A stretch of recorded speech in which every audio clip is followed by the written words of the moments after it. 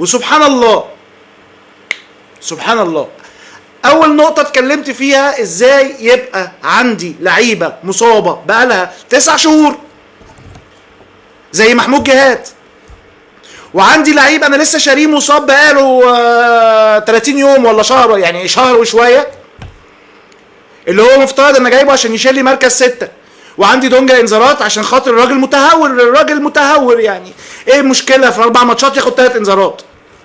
رقم 4 ماتشات ياخد 3 انذارات، منتهى التهور واللامبالاة وعدم المسؤولية. يبقى انا النهارده بلعب بدون نص ملعب، بدون لعيب رقم 6، بدون هاف ديفندر، يروح المدرب العبقري بتاعنا يقيف مين؟ سيف جعفر، اللي هو اخر مرة ظهر كان ظاهر بمستوى مش قميء، لا مش موجود